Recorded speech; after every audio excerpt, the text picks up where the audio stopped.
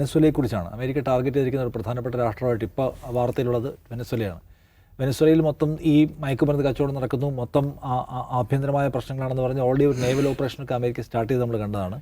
ഇപ്പോൾ CIA അവിടെ ഇടപെടാൻ നിർദ്ദേശം കൊടുക്കുന്നതായി ട്രംപ് തന്നെയും വെളിപ്പെടുത്തുന്നു. അപ്പോൾ വെനസ്വേല ഒരു പ്രധാനപ്പെട്ട ഒരു ടാർഗറ്റായിട്ട് അമേരിക്കയ്ക്ക് മാറുന്നുണ്ട്. വെനസ്വേല അതിൻ്റെ ഒരു സാമ്പത്തികമായ പ്രാധാന്യം നമുക്കറിയാം. വലിയ ഇന്ധന നിക്ഷേപമുള്ള മണ്ണ് കൂടിയാണ് അവിടെ. അപ്പോൾ സ്വാഭാവികമായിട്ടും അമേരിക്ക അവിടെ താല്പര്യം ഉണ്ടാകുന്നത് സ്വാഭാവികമാണ്. സോ അത് ഇനിയിപ്പോൾ അതിൻ്റെ ഒരു പരിധി വിട്ട ഏത് തലത്തിലേക്കാണ് പോകാൻ പോകുന്നത്? ഒരു കരയാക്രമണത്തിലേക്ക് കടന്നേക്കുമോ എന്നൊരു റീസൺ ഉണ്ടാക്കി ഭീകരതയുടെ അച്ചുണ്ടെന്നൊക്കെ പറഞ്ഞാണല്ലോ ഇറാഖിനെ ആക്രമിച്ചത്. ആ നിലയ്ക്കുള്ള ഒരു ഓപ്പറേഷനിലേക്ക് അമേരിക്ക സ്റ്റെപ്പ് ചെയ്യണോ ജെയിംസ്? അല്ല, അമേരിക്ക ഇതിന് മുമ്പ് ചെയ്തിട്ടുണ്ട്. ഇപ്പോൾ 2002 ഹുഗോ ഷാവേസിനെ അട്ടിമറിക്കാൻ ശ്രമിച്ചതായിരുന്നു. പിന്നീട് അദ്ദേഹം തിരിച്ചു വരികയാണ് ഇതിൽ ചെയ്തത്. ഇപ്പോൾ 2013 ഹുഗോ ഷാവേസ് മരിച്ച് നിക്കോളാസ് മദുറോ അവിടെ അധികാരത്തിൽ വന്നതിന് ശേഷം അതിശക്തമായ ഉപരോധങ്ങൾ, അതിന് മുമ്പ് ഉപരോധം ഉണ്ടായിരുന്നു, ഉപരോധം വർദ്ധിപ്പിക്കുകയാണ് ചെയ്തത്. അപ്പോൾ ഹുഗോ ഷാവേസ് അതിനെ മറികടക്കുക എന്ന് പറഞ്ഞാൽ ഹുഗോ ഷാവേസിനെ സംബന്ധിച്ച് അതിൻ്റെ ഒരു പേഴ്സണൽ ഒരു കരിഷ്മയുണ്ട്. ആ കരിഷ്മ കൊണ്ട് അദ്ദേഹം എന്ത് ചെയ്യുന്നു, അദ്ദേഹത്തിൻ്റെ ഒരു ഡിപ്ലോമാറ്റിക് ടൈസ് എന്ന് പറഞ്ഞപ്പോൾ റഷ്യയായിട്ടും ചൈനയായിട്ടും ഇറാനുമായിട്ടും ഒക്കെ വലിയൊരു ബന്ധമുണ്ടായിരുന്നു. കൊറിയയായിട്ടും നിക്കോളാസ് മദുറോയ്ക്ക് അത്ര ഇതില്ല. പക്ഷേ എങ്കിൽ പോലും അദ്ദേഹം അത് ഒരുവിധം സർവൈവ് ചെയ്യുകയാണ് ചെയ്യുന്നത്. പക്ഷേ അതല്ലാത്ത തന്നെ CIA അവിടെ CIAയുടെ പ്രവർത്തനമാണ് അവിടെ നടക്കുന്ന നിക്കോളാസ് മദുറോ വിരുദ്ധ പ്രക്ഷോഭങ്ങളെല്ലാം പിന്നിൽ. അവരെ ഫണ്ട് ചെയ്യുന്നത് അവർ തന്നെയാണ്. അത് അവർ തുറന്ന് സംഭവിക്കുന്ന കാര്യം തന്നെയാണ്. നോബൽ പ്രൈസും കിട്ടി കഴിഞ്ഞപ്പോൾ. അപ്പോൾ അത് മുമ്പേ നടക്കുന്നുണ്ട്. പക്ഷേ ഇപ്പോഴത്തെ ഈ ട്രംപിൻ്റെ പുതിയ നീക്കം, അവിടെ ഇപ്പോൾ വെസൽസൊക്കെ യുദ്ധക്കപ്പലുകളൊക്കെ വന്നിട്ടുണ്ട്. ആ പുതിയ നീക്കത്തിന് പിന്നിൽ വേറെ ചില ഒരു വലിയ ഒരു ജിയോ പൊളിറ്റിക്കൽ മൂവ്മെൻ്റാണത്. ആ മൂവ്മെൻ്റ് ഒരു കാരണം ഇപ്പോൾ നമുക്കറിയാം, അമേരിക്ക ഒരു 2018 തന്നെ 2016 തന്നെ എണ്ണ സ്വയം പര്യാപ്തതയിലേക്ക് വന്നു. അവർ എണ്ണ കയറ്റുമതി ചെയ്യുന്ന രാജ്യമായിരുന്നു. മുമ്പ് അവർ എണ്ണ ഇറക്കുമതി ചെയ്യുമായിരുന്നു. അവിടെ പുതിയ ഷെൽ ഓയിലിൻ്റെ നിക്ഷേപം കണ്ടെത്തി അവരെണ്ണ വ്യാപകമായിട്ട് കുഴിച്ചെടുക്കുന്നുണ്ട്. അവരെണ്ണ കയറ്റുമതി ചെയ്യുന്നുണ്ട്. ഇപ്പോൾ വെനസ്വേല ലോകത്തെ ഏറ്റവും വലിയ എണ്ണ റിസർവുള്ള രാജ്യമാണ്. സൗദി അറേബ്യയേക്കാൾ കൂടുതൽ എണ്ണ റിസർവുള്ള രാജ്യമാണ്. പക്ഷേ അവരെ സംബന്ധിച്ചെന്താണ്, അവർക്ക് അതിൻ്റെ ഒരു ടെക്നോളജി ഇല്ല, ഒരു തരത്തിലുള്ള സാങ്കേതികവിദ്യ അവരിലില്ല. അപ്പോൾ അതിന് സഹായിക്കുന്നത് റഷ്യയും ചൈനയും കൂടിയാണ്. റഷ്യയും ചൈനയും അതിലവരെ സഹായിക്കുന്നുണ്ട്. റഷ്യയുടെയും ചൈനയുടെയും സാന്നിധ്യം എവിടെയാണ്? ഇതൊരു വെസ്റ്റേൺ ഹെമിസ്ഫിയറാണ്, അമേരിക്കയുടെ തൊട്ടടുത്താണ് കിടക്കുന്നത്. അവിടെ ചൈനയും റഷ്യയും വന്ന് ഞങ്ങൾക്ക് ഇഷ്ടമല്ലാത്തൊരു രാജ്യത്ത് കച്ചവടം നടത്തുന്നുള്ള ഒരു പ്രശ്നം ഒന്ന്. രണ്ട്, വെനസ്വേല ഈ കടുത്ത സാമ്പത്തിക ഉപരോധത്തിനിടയ്ക്ക് ഈ എണ്ണ വിൽക്കണമല്ലോ. ഈ എണ്ണ വിൽക്കാൻ യഥാർത്ഥത്തിൽ സഹായിക്കുന്നത് ഇറാനാണ്. അതെങ്ങനെയാണെന്ന് വെച്ചാൽ, ഇറാനും വെനസ്വേലയ്ക്കും ഈ പറയുന്ന പ്രോക്സി ഷിപ്പുകളുണ്ട്, ഷിപ്മെൻറ്റ്സ് ഉണ്ട്. പ്രോക്സി ഷിപ്മെൻറ്റ്സ് എന്ന് പറഞ്ഞാൽ ഇറാൻ്റെ ഒരു കപ്പൽ ഒരു പക്ഷേ ഇറാൻ്റെ ഏതെങ്കിലും തുറമുഖത്ത് നിന്ന് പുറപ്പെടുമ്പോൾ ഇറാൻ്റെ ഫ്ലാഗ് ആയിരിക്കും ഉണ്ടാവുക. കുറേ കഴിയുമ്പോൾ അതിൻ്റെ ഫ്ലാഗൊക്കെ മാറും, ചിലപ്പോൾ പേരും മാറും. ഈ ടാങ്കറുകൾ പോയിട്ട് വെനസ്വേലയുടെ ടാങ്കറുകളുടെ ഏതെങ്കിലും കടലിന് നടുക്ക് വരും. അവർ ടാങ്ക് ടു ടാങ്ക് എണ്ണ കൈമാറും, എണ്ണ മിക്സ് ചെയ്യും. എണ്ണ മിക്സ് ചെയ്യുന്നതെന്ന് വെച്ചാൽ, ഇപ്പോൾ വെനസ്വേലയിൽ നിന്ന് കുഴിച്ചെടുക്കുന്ന ക്രൂഡ് പരിശോധിക്കുമ്പോൾ അറിയാതെ വെനസ്വേലൻ ക്രൂഡാണെന്ന് മനസ്സിലാവും. ഇത് ഇറാനിയൻ ക്രൂഡായിട്ടോ അല്ലെങ്കിൽ റഷ്യൻ ക്രൂഡൊക്കെ ആയിട്ട് ഇവർ മിക്സ് ചെയ്യും. എന്നിട്ട് ഇത് കൊണ്ടുപോയി വിൽക്കും, വേറെ കൊണ്ടുപോയി. അതായത് ഈ എണ്ണ വിൽക്കാൻ യഥാർത്ഥത്തിൽ വെനസ്വേല സഹായിക്കുന്ന ഇറാനാണ്. ഇറാൻ തന്നെ അവർക്ക് മേലുള്ള സാങ്ഷൻ മറികടക്കുന്നത് ഈ പറയുന്ന ബ്ലാക്കിലൂടെയുള്ള വിൽപ്പന വഴിയാണ്. ബ്ലാക്കിലൂടെ എന്ന് വെച്ചാൽ അവർ വിൽക്കുന്നത് ബിറ്റ്കോയിൻ വഴിയൊക്കെയാണ് എണ്ണ വിൽക്കുക. അപ്പോൾ ഇങ്ങനെ ഇറാൻ ചെയ്തുകൊണ്ടിരിക്കുന്ന കാര്യത്തിൽ അവർ വെനസ്വേലയെ കൂടി സഹായിക്കുന്നുണ്ട്. അങ്ങനെ ഈ അമേരിക്ക നോക്കുമ്പോൾ ഞങ്ങളുടെ മൂക്കിന് താഴെ, അവരുടെ മൂക്കിന് താഴെ ക്യൂബ ഉണ്ടായിരുന്ന അവർക്ക് എത്രമാത്രം അസ്വസ്ഥയായിരുന്നു നമുക്കറിയാം. മറ്റൊരു രാജ്യം, അത് ചൈനയും ഇറാനും റഷ്യയൊക്കെ വന്ന് അവരെ എണ്ണ വിൽക്കാൻ സഹായിക്കുന്നു, നമ്മളിങ്ങനെ നോക്കി നിൽക്കുന്നു എന്നുള്ളൊരു പ്രശ്നം അവർക്കുണ്ട്. മറ്റൊന്ന്, ഹുഗോ ഷാവേസ് വരുന്നതുവരെ അവിടുത്തെ എണ്ണ ഖനനം മുഴുവൻ അമേരിക്കൻ കമ്പനികളായിരുന്നു, ഷെവറോൺ പോലുള്ള കമ്പനികളായിരുന്നു. ഇപ്പോൾ ഒരു തരത്തിലും അവരടിപ്പിക്കുന്നില്ല, അമേരിക്കൻ കമ്പനികൾക്ക് യാതൊരു റോളും അവിടെ ഇല്ല. ഈ സാഹചര്യത്തിൽ അമേരിക്ക യഥാർത്ഥത്തിൽ ഉദ്ദേശിക്കുന്ന രണ്ട് കാര്യങ്ങളാണ്. ഒന്ന്, ചൈനയ്ക്കും റഷ്യയ്ക്കും ഇറാനും ഒരു സമ്മർദ്ദം കൊടുക്കുക, നിങ്ങൾ അധികം ഇവിടെ വന്ന് കളിക്കേണ്ട എന്നുള്ളൊരു സമ്മർദ്ദം ഉണ്ടാക്കുക. രണ്ട്, പറ്റുമെങ്കിൽ ഇവന്മാരെ ഒഴിവാക്കി ഈ എണ്ണയുടെ പരിപാടി നമ്മുടെ കമ്പനികൾക്ക് ഏറ്റെടുത്താൽ അത് വലിയ ഗുണമായിരിക്കും എന്ന് അവർ ചിന്തിക്കുന്നുണ്ട്. അവർക്ക് എണ്ണ അവർക്ക് ആവശ്യമുണ്ടായിട്ടല്ല, പക്ഷെ ആ കച്ചവടം അമേരിക്കൻ കമ്പനികളിലേക്ക് കൊണ്ടുവരിക. ഇങ്ങനെ ഒരു ബഹുതല ലക്ഷ്യങ്ങൾ ട്രംപിനുണ്ട്. മറ്റൊന്ന്, ഈ വെനസ്വേല, ക്യൂബ തുടങ്ങിയ രാജ്യങ്ങളിൽ നിന്നുള്ള കുടിയേറ്റക്കാർ ധാരാളം അമേരിക്കയിലുണ്ട്. അത് അവിടുത്തെ ഭരണകൂടത്തോട് ഉള്ള എതിർപ്പുണ്ട്. ക്യൂബയിൽ ഫിദൽ കാസ്ട്രോയോടും ഇവിടെ ഹുഗോ ഷാവേസിനോടൊക്കെ എതിരിട്ടുകൊണ്ട് കുറേ അധികം പേർ അമേരിക്കയിൽ കുടിയേറിയിട്ടുണ്ട്. അത്തരം വോട്ടർമാർ ധാരാളമുള്ള സ്ഥലമാണ് ഫ്ലോറിഡ എന്ന സ്റ്റേറ്റ്. അപ്പോൾ അവിടുത്തെ വോട്ടും കൂടി കിട്ടും. അവരുടെ വെനസ്വേല അടിക്കുക എന്ന് പറഞ്ഞാൽ അവർക്ക് ഇഷ്ടമാണത്. ക്യൂബ അടിക്കുമ്പോൾ പഴയ ക്യൂബൻ ഇമിഗ്രൻസിന് ഇഷ്ടപ്പെടുന്ന പോലെ അവർക്ക് ഇഷ്ടമാണ്. അങ്ങനെ പലതരത്തിലുള്ള താല്പര്യങ്ങൾ അവർക്ക് അതിൻ്റെ പേരിലുണ്ട്. പ്രധാന താല്പര്യം റഷ്യയ്ക്കും ചൈനയ്ക്കും ഇറാനും എതിരായിട്ടുള്ളൊരു സമ്മർദ്ദം ഉണ്ടാക്കുക, ഇവിടെ കയറി കളിക്കേണ്ട എന്ന് പറയുകയാണ്. ഓക്കെ, അമേരിക്കയുടെ ഒരു വിജയ സാധ്യത എന്തുമാത്രമായിരിക്കും? വിജയസാധ്യത അമേരിക്ക ഓൾറെഡി വിജയിച്ചതാണല്ലോ. അപ്പം അജിം പറഞ്ഞ ലോകത്തെ ഏറ്റവും വലിയ എണ്ണ നിക്ഷേപമുള്ള രാജ്യമാണ് വെനസ്വേല.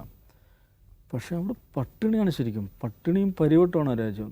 നിഷാദ്, നമുക്ക് വിശ്വസിക്കാൻ പറ്റില്ല. ലോകത്ത് നമ്മളൊരു മൈഗ്രേഷൻ സ്റ്റാറ്റിസ്റ്റിക്സ് എടുത്ത് നോക്കിയാൽ ലോകത്ത് ഏറ്റവും കൂടുതൽ മൈഗ്രേഷൻ നടക്കുന്നത് വെനസ്വേലയിൽ നിന്നാണ്. അവിടുത്തെ ജനസംഖ്യയുടെ 6% ആളുകൾ മൈഗ്രേറ്റ് ചെയ്ത് കഴിഞ്ഞെന്ന് പറയുന്നത്. ജനസംഖ്യയുടെ 6% മൈഗ്രേറ്റ് ചെയ്യുന്നതെന്ന് ആലോചിച്ച് നോക്കിയാൽ അതിൻ്റെ അളവ് എത്രയാണെന്ന്. അതും വളരെ കുറഞ്ഞ കാലം കൊണ്ട്. എനിക്ക് തോന്നുന്നു 2014 മുതലോ മറ്റുള്ളൊരു പ്രവണതയാണത്. ദശലക്ഷക്കണക്കിന് മനുഷ്യർ, 3.5 കോടി മാത്രം, നമ്മുടെ കേരളം പോലെ തന്നെ 3.5 കോടി ജനസംഖ്യയുള്ള ഒരു രാജ്യമാണ്. വലിയ എണ്ണ സമ്പദ് ശേഖരം ഉണ്ടായി. ഏകദേശം ഒരു കാര്യമില്ല നാട്ടിൽ, ഒരു വികസനവും നടക്കുന്നില്ല, ഒരു പരിപാടിയും നടക്കുന്നില്ല. ഹൈപ്പർ ഇൻഫ്ലേഷൻ എന്ന് പറയുന്ന, ഇൻഫ്ലേഷൻ്റെ ഘട്ടവും വിട്ട് ഹൈപ്പർ ഇൻഫ്ലേഷൻ അതിൻ്റെ മാക്സിമത്തിൽ നിൽക്കുകയാണ്.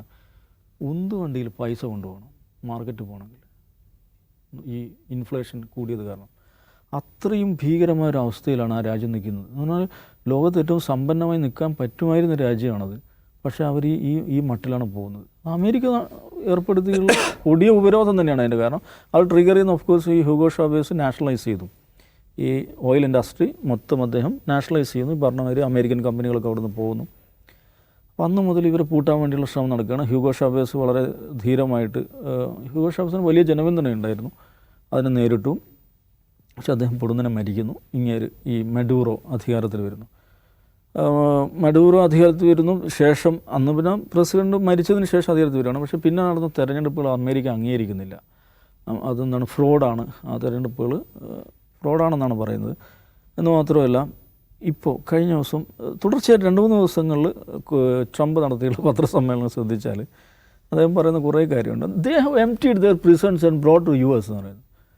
അവിടുത്തെ ഈ ലാറ്റിൻ അമേരിക്കൻ രാജ്യങ്ങളെ കുറിച്ച് നമ്മൾ മനസ്സിലാക്കുന്ന ഡ്രഗ് കാർട്ടൽസ് എന്ന് പറയുന്നത് എൽ സാൽവഡോർ ആവട്ടെ, കൊളംബിയ ആവട്ടെ, വെനസ്വേല ആവട്ടെ, ഇവരെല്ലാവരെയും അതിഭീകരന്മാരായുള്ള ഡ്രഗ് കാർട്ടൽസ് ഉള്ള രാജ്യങ്ങളാണ്. അപ്പോൾ ജയിലുകൾ 10,000-കണക്കിന് ആളുകൾ ജയിലിൽ ഉണ്ടാവും, ഇത്തരം ക്രിമിനൽ ഗാങ്ങിൽപ്പെട്ട ആളുകൾ. അപ്പോൾ അവർ ജയിൽ മുഴുവൻ കാലിയാക്കിയിട്ട് അവന്മാരെ മൊത്തം അമേരിക്കൻ സോയിലേക്ക് കൊണ്ടുപോകുന്നുള്ളതാണ് ഇങ്ങേരുടെ ഒരാരോപണം. എന്താണ് അവിടുത്തെ ഒരു അരഗ്വ, ട്രെയിൻ ഡേ അരഗ്വ എന്ന് പറഞ്ഞിട്ട് ക്രിമിനൽ ഗാങ്. ഒരുപാട് ക്രിമിനൽ ഗാങ്ങുകൾ എന്താണ് വിവിധ പേരുകൾ അറിയപ്പെടുന്ന ക്രിമിനൽ ഗാങ്ങുകളുടെ അവർ തമ്മിലുള്ള പോരാട്ടങ്ങളുണ്ടാവും. അവർക്കുള്ള ഫാൻ ഗ്രൂപ്പുകളും ഫാൻസ് ക്ലബ്ബുകളൊക്കെ അങ്ങനെയൊക്കെയുള്ളൊരു സിസ്റ്റമാണ്. അപ്പം അതിൽപ്പെട്ട ആളുകളെ അമേരിക്കയിലേക്ക് മഡൂറോ നേരിട്ട് പറഞ്ഞു വിടുന്നു എന്നൊക്കെയാണ് അദ്ദേഹം പറഞ്ഞത്. പക്ഷേ അതിന് തമാശ എന്ന് വെച്ചാൽ CIA തന്നെ ഫയലുകളുണ്ട്. മഡൂറോയും ഈ ട്രെയിൻ ഡേ എന്താണ് അരഗ്വയും തമ്മിൽ പ്രത്യേകിച്ച് ബന്ധമൊന്നുമില്ല എന്നാണ് അമേരിക്കയുടെ തന്നെ രഹസ്യാന്വേഷണ ഫയലുകളുണ്ട്. എനിവേ, ഇന്നലെ അദ്ദേഹത്തോട് പത്രസമ്മേളനത്തിൽ ഒരു ജേർണലിസ്റ്റ് ചോദിക്കുന്നുണ്ട്, നിങ്ങൾ പിന്നെ അവിടെ കവേർട്ട് ഓപ്പറേഷൻ നടത്താൻ CIA അസൈൻ ചെയ്തൊന്നും കേൾക്കുന്നുണ്ടല്ലോ, ശരിയാണോ? ഞാൻ അസൈൻ ചെയ്തിട്ടുണ്ട്. അതാണ് അതിൽ തമാശ. ഒരു കവേർട്ട് ഓപ്പറേഷൻ നടത്താൻ അസൈൻ ചെയ്ത കാര്യം പ്രസിഡന്റ് പത്രസമ്മേളനത്തിൽ പറയുകയാണ്. എന്താണ് അതിൻ്റെ രസം എന്നാലോചിക്കുക. അപ്പോൾ നമ്മൾ ഇത്രയും ദിവസം കടലിലായിരുന്നു പരിപാടി, കുറേ എണ്ണം പൊട്ടിച്ചു. 17ഓളം ആക്രമണം നടത്തിയിട്ടുണ്ട് കൊളംബിയൻ തീരത്ത്. ബോട്ടുകളിൽ ബോംബിടുക, മിസൈലിടുക, എന്നിട്ട് തകർക്കുക. ഇപ്പോൾ ഇന്നലെ അദ്ദേഹം പത്രസമ്മേളനത്തിൽ പറഞ്ഞ കാര്യമുണ്ട്. ഇതെല്ലാം അത് നമ്മൾ തീർത്തു, മാരിടൈം ത്രെറ്റ് നമ്മൾ തീർത്തു.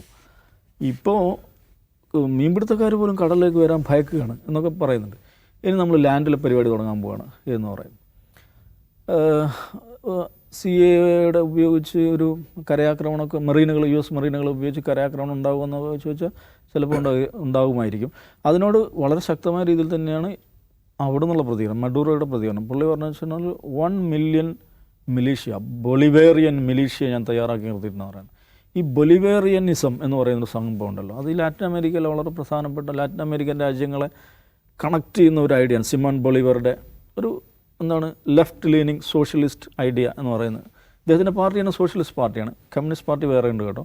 സോഷ്യലിസ്റ്റ് പാർട്ടി എന്ന് പറഞ്ഞാൽ കുറച്ചും എന്താണ് പാർട്ടിസിപ്പേറ്ററി ഡെമോക്രസി, ഈ പബ്ലിക് ഇതൊക്കെ ആ നിലക്കുള്ള ഒരു സോഷ്യലിസ്റ്റ് അജണ്ട വെച്ച് പുലർന്ന പാർട്ടികളാണ്. അപ്പം മഡൂറോ ഇപ്പോൾ ചെയ്യുന്നതെന്ന് വെച്ചിട്ടുണ്ടെങ്കിൽ ട്രംപിൻ്റെ ഈ ഭീഷണികളും വെല്ലുവിളികളൊക്കെ ഒരു കണക്കിന് അദ്ദേഹത്തിന് ഗുണമായിരിക്കുകയാണ്. കാരണം നാട്ടിൽ വലിയ പ്രശ്നം, ആഭ്യന്തരമായ ഛിദ്രതകളുണ്ട്. ഈ പറഞ്ഞ എന്താണ് ആ നൊബേൽ പ്രൈസ് കിട്ടിയ ആൾ, അവരുടെ നേതൃത്വത്തിലുള്ള പ്രതിപക്ഷം അമേരിക്ക ഫണ്ട് ചെയ്യുന്നുണ്ട്. പക്ഷേ ഒരു പുറത്തു നിന്നുള്ളൊരു ത്രെറ്റ് നമുക്കെതിരെ വരുന്നു. നമ്മളെ കോളനൈസ് ചെയ്യാൻ വരുന്നു, നമ്മളെ ആക്രമിക്കാൻ വരുന്നു. എന്നുള്ളത് അദ്ദേഹത്തെ സംബന്ധിച്ചിടത്തോളം ഡൊമസ്റ്റിക് പൊളിറ്റിക്സിൽ ആളുകളെ റാലി ചെയ്യിക്കാനുള്ള വളരെ നല്ലൊരു വഴിയാണ്. അത് അദ്ദേഹം ശരിയായി ഉപയോഗപ്പെടുന്നുണ്ട്. അതാണ് 1 മില്യൺ ആർമി, ബൊളിവേറിയൻ മിലീഷ്യ ഉണ്ടാക്കാൻ പോകണമെന്ന് പറയുന്നത്. ഇത് അവിടുത്തെ പരമ്പരാഗത കൺവെൻഷണൽ ആർമിക്ക് പുറകെ ഇപ്പോൾ കഴിഞ്ഞ ദിവസങ്ങളിൽ നമ്മൾ ഇദ്ദേഹത്തിൻ്റെ സോഷ്യൽ മീഡിയ അക്കൗണ്ടുകൾ അല്ലെങ്കിൽ വെനസ്വേലൻ സോഷ്യൽ മീഡിയ അക്കൗണ്ട് നോക്കി അവിടുത്തെ പ്രധാനപ്പെട്ട ഒരു ഐറ്റം എന്ന് പറയുന്നത് ഈ പറയുന്ന ബൊളിവേറിയൻ മിലീഷ്യ അവർ പരിശീലനം നടത്തുന്നതിൻ്റെയൊക്കെ വീഡിയോസാണ്. അവർ യൂണിഫോമൊക്കെ ഇട്ട് പരിശീലനം നടത്തുന്ന വീഡിയോസൊക്കെ ധാരാളമായിട്ട് വരുന്നത്.